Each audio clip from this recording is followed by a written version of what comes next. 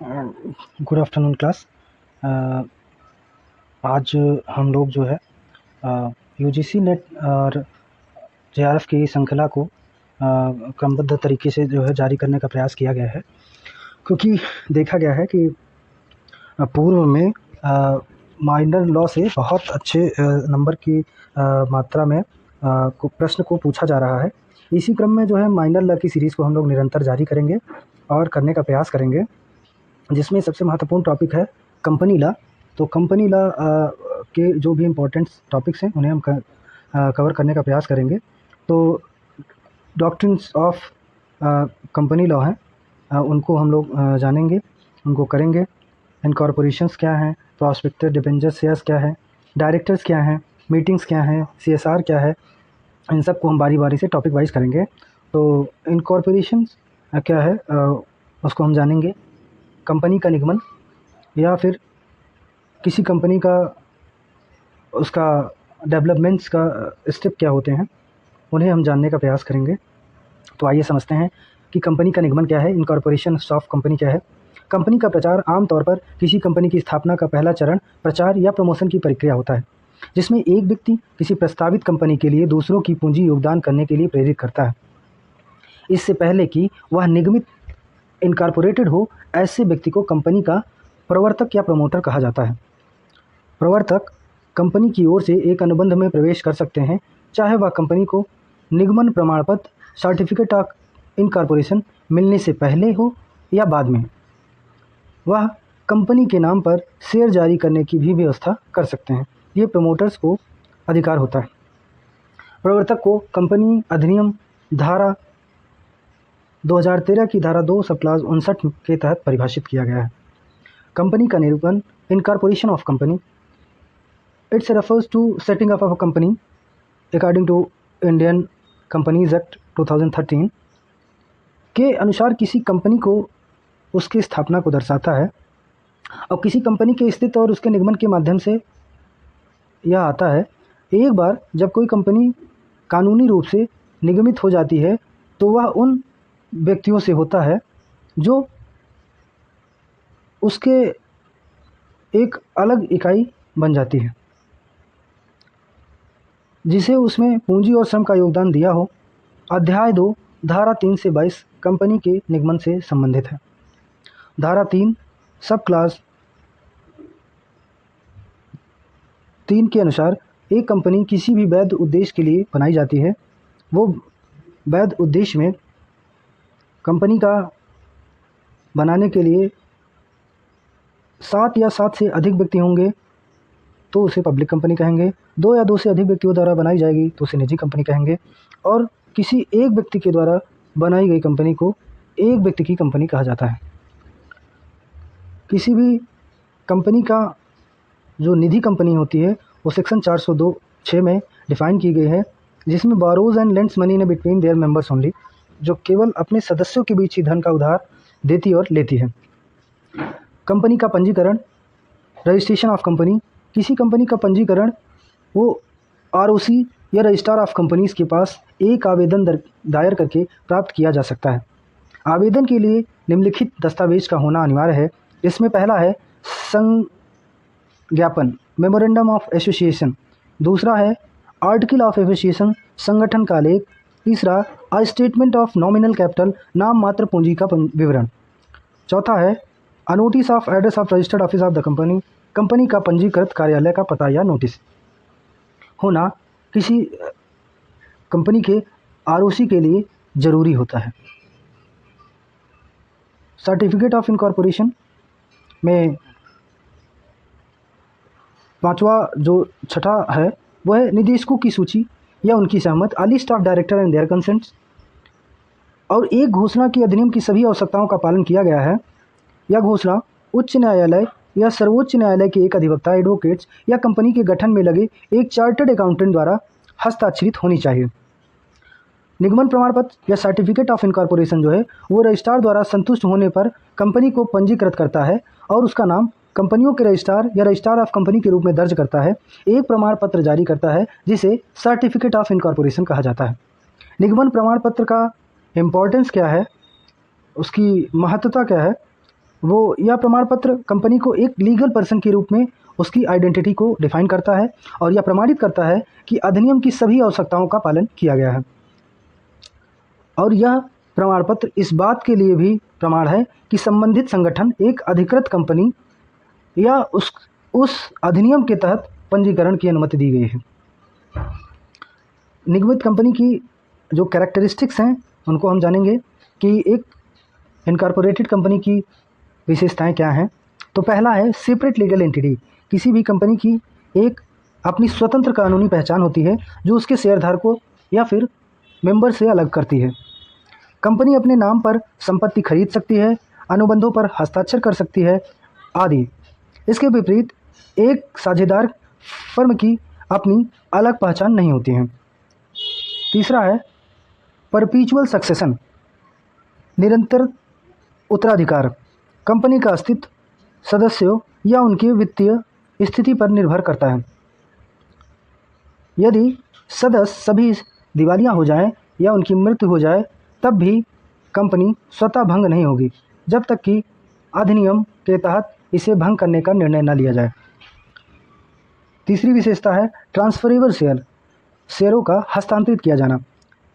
Company के शेयरों को मूवेबल प्रॉपर्टी के रूप में माने जाते हैं और कंपनी के लेखों का दिए गए नियमों के अनुसार हस्तांतरित किया जा सकता है। सदस्य अपने शेयर खुले बाजार में बेच सकते हैं और बिना कंपनी से पैसा निकाले अपना निवेश प्राप्त कर सकते हैं, जबकि साझेदारी में साझेदार अपनी पूंजी में हिस्सेदारी केवल सभी साझेदारों की सहमति से स्थानांतरित कर सकता है। चौथा है कैपेसिटी टू सू, मुकदमा दायर करने की क्षमता। कंपनी को अन्य व्यक्तियों या कंपनी के खिलाफ स्वयं के नाम पर मुकदमा दायर करने का अधिकार होता है। सीमित देयता, लिमिटेड कंपनी। तो लिमिटेड कंपनी में कंपनी के सदस्यों की देयता केवल उनके निवेश तक ही सीमित होती है। तीसरा, कोई भी सदस्य अपने निवेश से अधिक राशि चुकाने के लिए बाध्य नहीं होता है। यह नियम असीमित देयता वाली कंपनियों को लागू नहीं होता है। पांचवा, सामान्य मुहर कॉमन सील। कंपनी के लिए दस्तावेजों को प्रमाणित करने के लिए कॉमन सील की आवश्यकता होती है और यह कंपनी का अधिक हस्ताक्षर माना जाता है। इसे किसी जिम्मेदार अधिकारी की सुरक्षित अभिरक्षा में रखा जाना चाहिए जिसे निदेशक मंडल बोर्ड ऑफ डायरेक्टर द्वारा अधिकृत किया गया हो। कंपनी संशोधन अधिनियम 2015 के अनुसार यह सामान्य मुहर रखना वैकल्पिक है। अब ऐसे दस्तावेज जिन पर पहले सामान्य मुहर लगती थी वे 2 निदेशकों या एक निदेशक कंपनी सचिव द्वारा हस्तांतरित किए जा सकते थे।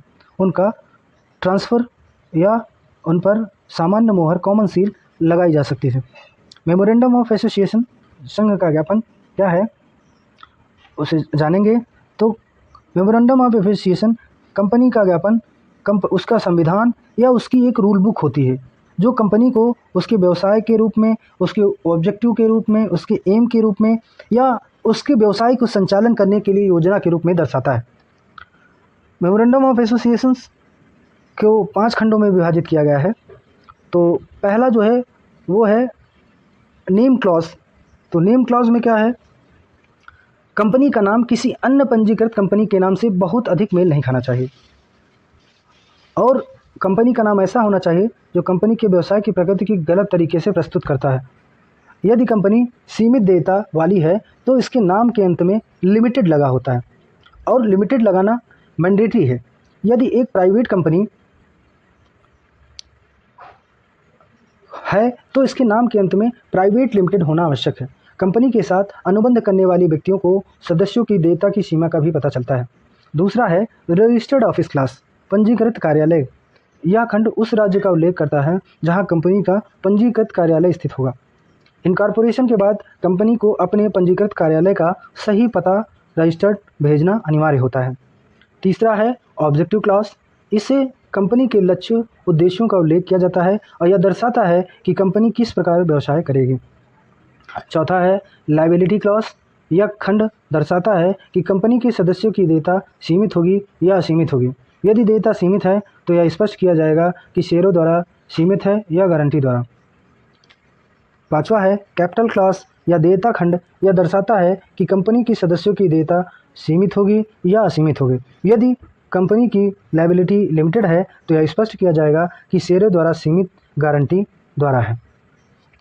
पांचवा है कैपिटल क्लास यह खंड बताता है कि कंपनी को कितनी पूंजी के साथ पंजीकृत किया जाना है तथा इसमें शेयरों के प्रकार क्या है, उनका नंबर्स क्या है, उनके मूल्य का भी उल्लेख होता है जिससे पूंजी विभाजित की जाएगी।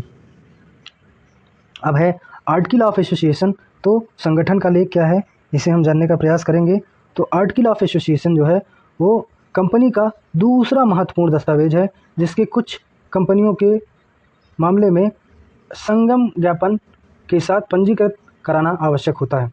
आर्टिकल ऑफ एसोसिएशन कंपनी के आंतरिक नियमों, इंटरनल रेगुलेशन और उप नियमों, बाइलॉज का एक संग्रह होता है और यह निर्धारित करता है कि वास्तव में company in which manner company will regulate.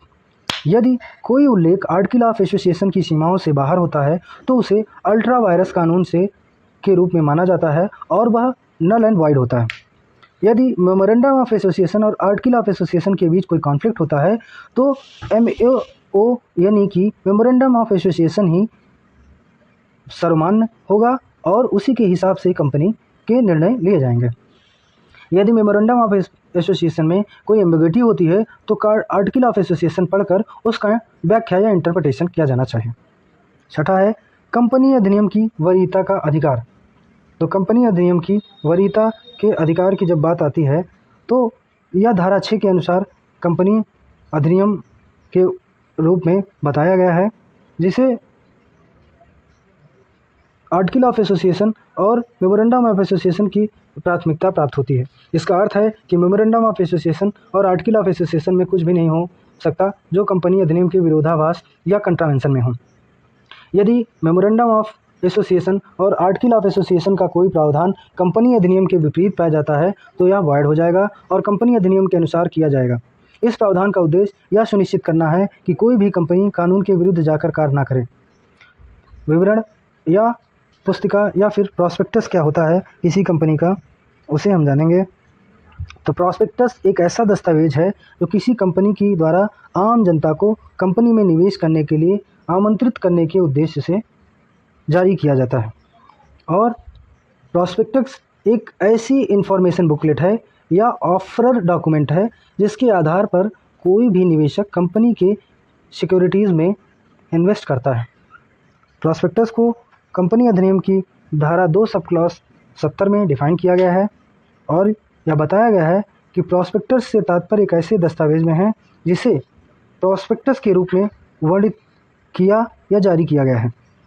इसमें रेड हेरिंग प्रॉस्पेक्टस जिसको धारा 32 में उल्लेख किया गया है, सेल प्रॉस्पेक्टस धारा 31 में उल्लेख किया गया है या किसी भी प्रकार की नोटिस, सर्कुलर, एडवर्टीजमेंट या अन्य दस्तावेज शामिल हैं जो किसी कॉरपोरेट नियम या बॉडी कॉरपोरेट की प्रतियों की सदस्यता, सब्सक्रिप्शन या खरीद के लिए जनता को आमंत्रित करता है।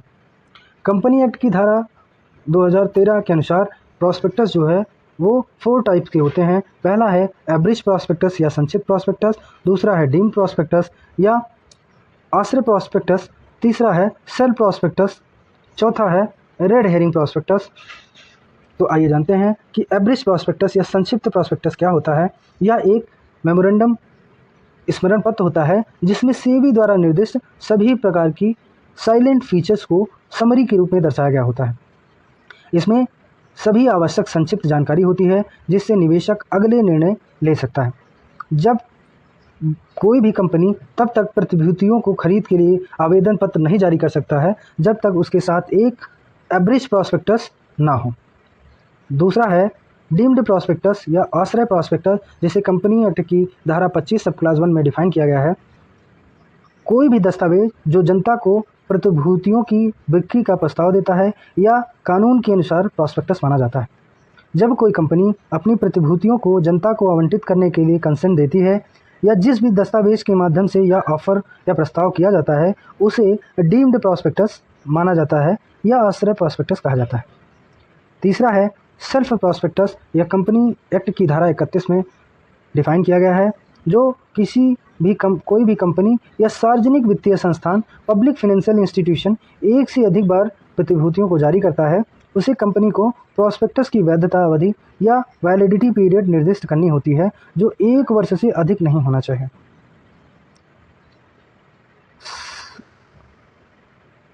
पहली फर्स्ट पेशकश या फर्स्ट ऑफर के साथ ही वैधता अवधि शुरू हो जाती है। आगे की पेशकशों के लिए प्रत्येक बार एक नया प्रॉस्पेक्टस जारी करने की आवश्यकता नहीं होती है। कंपनी को सेल्फ प्रॉस्पेक्टस दाखिल करते समय इंफॉर्मेशन मेमोरेंडम प्रस्तुत करना नहीं होता है। रेड हेरिंग प्रॉस्पेक्टस, तो रेड हेरिंग प्रॉस्पेक्टस को article 32 section 32 of Indian companies act 2013 में डिफाइन किया गया है। यह एक ऐसा प्रॉस्पेक्टस होता है जिसमें शेयरों की कीमत, प्राइस, जारी किए जाने वाले शेयरों की नंबर ऑफ शेयर्स और अमाउंट ऑफ इशू का विवरण नहीं होता है। यदि प्राइस का या मूल्य का खुलासा नहीं किया जाता तो शेयरों की संख्या, ऊपरी व निचली कीमत की सीमा, अपर एंड लोअर प्राइस बैंड्स जो है वो बताई जाती है। गोल्डन रूल ऑफ प्रॉस्पेक्टस, तो प्रॉस्पेक्टस की गोल्डन रूल क्या है? तो पहला, न्यायमूर्ति कैंडर्सले द्वारा 1860 के मामले में New Brunswick Canada railway land corporation versus Muggeridge में प्रॉस्पेक्टस को तैयार करने का एक गोल्डन रूल दिया गया है, जिसे यह नियम कहता है कि कंपनी द्वारा प्रॉस्पेक्टस के माध्यम से जनता को दी जाने वाली सभी जानकारी सच्ची होनी चाहिए, निष्पक्ष होनी चाहिए और सटीक होनी चाहिए। जब कोई कंपनी जनता को अपने शेयर खरीदने के लिए आकर्षित करती है तो प्रॉस्पेक्टस में दी गई जानकारी पर भरोसा करके निवेश करते हैं। इसलिए प्रॉस्पेक्टस में दी गई सभी जानकारी सत्य, निष्पक्ष और सटीक होनी चाहिए। कंटेंट ऑफ प्रॉस्पेक्टस क्या है? तो प्रॉस्पेक्टस में पहला जो है वो रजिस्टर्ड ऑफिस होनी चाहिए कंपनी की। दूसरा है कंपनी का सेक्रेटरी, ऑडिटर्स, बैंकर्स, अंडरराइटर्स के एड्रेस और नेम्स मेंशन होने चाहिए। तीसरा है कंपनी के ओपनिंग एंड क्लोजिंग की डेट इशू होने की वो भी मेंशन होनी चाहिए। चौथा है आवंटन पत्र, अलॉटमेंट लेटर्स और रिफंड्स की समय सीमा के भीतर किया जाना चाहिए। निदेशक मंडल, बोर्ड ऑफ डायरेक्टर द्वारा एक बयान जिसमें उस अलग बैंक खाते, सेपरेट बैंक अकाउंट्स का विवरण हो जहां जारी किए गए शेयरों से प्राप्त सभी धनराशि स्थानांतरित की जाएगी। इशू अंडरस्टैंडिंग और उनके विवरण, निर्देशक, लेखा परीक्षक, बैंकर्स की सहमति आदि कोई विशेषज्ञ की राय, एक्सपर्ट ओपिनियन हो तो उसका उल्लेख होना चाहिए। इशू जारी करने के लिए अधिकृत कंपनी या अथॉरिटी ऑफ द इशू, इसके लिए पारित किए गए प्रस्ताव, रिजोल्यूशन का विवरण होना चाहिए। प्रतिभूतियों, सिक्योरिटियों के आवंटन और इशू करने की प्रक्रिया, समय सारणी भी दी जानी चाहिए। कंपनी की पूंजी संरचना, कैपिटल स्ट्रक्चर, उसकी विस्तृत जानकारी होनी चाहिए। कंपनी के मेन ऑब्जेक्टिव्स क्या हैं, वर्तमान व्यवसाय का स्थान, लोकेशन ऑफ बिजनेस क्या है, ये भी बताया गया होना चाहिए। कंपनी के पब्लिक ऑफर्स क्या हैं, टर्म्स ऑफ इश्यूज़ क्या हैं और उसके ऑब्जेक्टिव्स क्या हैं। न्यूनतम सदस्यता, मिनिमम सब्सक्रिप्शन या प्रीमियम के रूप में देय राशि, amount payable by way of premium और नकद के अलावा अन्य तरीके से जारी किए गए इशू ऑफ शेयर्स और उनके कैश के बारे में विवरण दिया होना चाहिए। अपॉइंटमेंट्स ऑफ डायरेक्टर, उनकी रिम्यूनरेशंस का भी विवरण दिया होना चाहिए। प्रमोटर्स के योगदान को या उनके कंट्रीब्यूशंस का भी उल्लेख होना चाहिए। अगला टॉपिक है वो है शेयर एंड डिबेंचर्स। जो शेयर एंड डिबेंचर्स क्या होते हैं किसी कंपनी के, आइए जानते हैं। तो इसे कंपनी एक्ट के चैप्टर 4 में शेयर और डिबेंचर्स के रूप में धारा 43 से 72 तक में डिफाइन किया गया है। जो किसी कंपनी की शेयर पूंजी उस राशि को कहा जाता है जो उसके संचालन में निवेश की जाती है, इन्वेस्ट की जाती है। प्रत्येक कंपनी जिसे शेयरों द्वारा सीमित किया गया हो उसके एक शेयर पूंजी होती है। शेयर वह अधिकार होता है जो किसी कंपनी या किसी कंपनी का सदस्य होता है। डिबेंचर जो है वो एक ऋण उपकरण या डिप्ट इंस्ट्रूमेंट होता है जिसका उपयोग कंपनी द्वारा लॉन्ग टर्म लोन्स के लिए किया जाता है और इसमें निधि, उधार पूंजी, बोरोड कैपिटल होती है जो डिबेंचर के धारक को कंपनी का कर्जदाता या क्रेडिटर बना देती है। धारा 44 में शेयर डिबेंचर आदि को संचालित या मूवेबल प्रॉपर्टी माना जाएगा। इन्हें कंपनी के संगठन लेख आर्टिकल ऑफ एसोसिएशन में प्रदान की गई किसी भी तरीके से स्थानांतरित किया जा सकता है। शेयर्स, कंपनी अधिनियम 2013 की धारा 2 सब क्लास 84 के अनुसार शेयर का मतलब किसी कंपनी की शेयर पूंजी में हिस्सा, उसमें स्टॉक भी शामिल होता है और कंपनी के शेयर सार्वजनिक रूप से जारी किए जाते हैं। जो कोई इन शेयरों को खरीदता है उसे कंपनी का हिस्सा बनने का अवसर मिलता है। कंपनी के शेयर्स या काइंड ऑफ शेयर्स, कहाँ हैं और कितने प्रकार के हैं उन्हें हम जानेंगे। पहला शेयर जो है वो इक्विटी शेयर या ऑर्डिनरी शेयर के रूप में जानते हैं। तो इक्विटी शेयर क्या हैं? वे सभी शेयर जो प्रोसेसर या शेयर पूंजी प्रेफरेंस शेयर कैपिटल नहीं होती है, वह इक्विटी शेयर होती है। लाभांश की दर फिक्स्ड नहीं होती है। बोर्ड ऑफ डायरेक्टर लाभांश दर की सिफारिश करता है और फिर साधारण सभा एजीएम में घोषित किया जाता है। प्रेफरेंस शेयरों में एक निश्चित लाभांश दर या प्रीमियम होता है जो मेमोरेंडम ऑफ एसोसिएशन या आर्टिकल ऑफ एसोसिएशन के अनुसार होता है। एक लाभांश और पूंजी कैपिटल के भुगतान में विशेष प्राथमिकता प्रेफरेंशियल प्राप्त होता है, जो विशेषकर कंपनी के विघटन या वाइंडिंग अप पर होता है।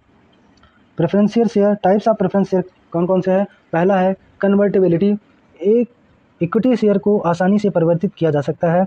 रिडीमेबल, आमतौर पर इन शेयरों के साथ एक मियादी तारीख होती है, मैच्योरिटी डेट जिसे बोलते हैं। उन शेयरों की निश्चित दर निवेशकों से पुनः खरीद रीपरचेज कर सकती है और उनके लाभांश का भुगतान बंद कर देती है। भागीदारी या पार्टिसिपेशन, इसके अलावा लाभांश डिविडेंड देने के भागीदार प्रेफरेंस शेयर कंपनी के अतिरिक्त लाभ सरप्लस प्रॉफिट में भी हिस्सेदार होते हैं। संचयी, कम्युलेटिव, इस प्रकार के धारक बकाया लाभांश आउटस्टैंडिंग डिविडेंड प्राप्त करते हैं। जब कंपनी को नुकसान होता है या कंपनी लाभांश नहीं दे पाती तो अगले वर्ष प्राप्त बकाया लाभांश चुकता करने की जिम्मेदारी होती है। एडजस्टेबल, इस प्रकार के शेयरों में लाभांश दर स्थिर नहीं होती और यह बाजार दरों के प्रभाव में बदलती रहती है। डिबेंचर्स, धारा 71 डिबेंचर्स के बारे में बात करती है। कंपनियों को अक्सर बड़ी राशि में पैसे उधार लेने की आवश्यकता होती है। यह ऋण कई यूनिट्स में बांटा जा सकता है। डिबेंचर एक वित्तीय उपकरण, फाइनेंशियल टूल होता है जो एक व्यवसाय को बाहरी पक्ष या जनता को ऋण दिखाता है और एक निश्चित ब्याज दर पर प्रदान करता है। एक प्रकार का ऋण या डेप्ट इंस्ट्रूमेंट है जिसे किसी सुरक्षा के द्वारा समर्थित नहीं किया जाता। यह आमतौर पर इसका समयकाल 10 वर्ष से अधिक होता है। डिबेंचर्स केवल जारीकर्ता या कंपनी की संपत्ति या साख या प्रतिष्ठा द्वारा समर्थित होते हैं। टाइप्स ऑफ डिबेंचर्स, तो डिबेंचर्स के प्रकार में पहला है बेस्ड ऑन प्रेफरेंस। तो इसमें रिडीमेबल डिबेंचर्स हैं, ऐसे डिबेंचर जिन्हें रिडम्पशन की तारीख या डिबेंचर प्रमाण पत्र के रूप में उल्लिखित होता है। दूसरा है इरिडीमेबल डिबेंचर्स, या अनंत काल तक चलते रहते हैं और केवल तब रिडीम होते हैं जब कंपनी विघटन लिक्विडेशन पे चली जाती है। सुरक्षा के आधार बेस्ड ऑन सिक्योरिटी, तो सिक्योर डिबेंचर्स वह डिबेंचर्स होते हैं जो कंपनियों में चार्ज बनाकर जारी किए जाते हैं। इनसिक्योर डिबेंचर्स कंपनी द्वारा बिना किसी संपत्ति पर चार्ज बनाए जारी किए जाते हैं। इन डिबेंचर्स को कंपनी ऋण भुगतान नहीं कर पाती तो यह डिबेंचर्स धारक को किसी भी प्रकार की सुरक्षा प्रदान नहीं करते।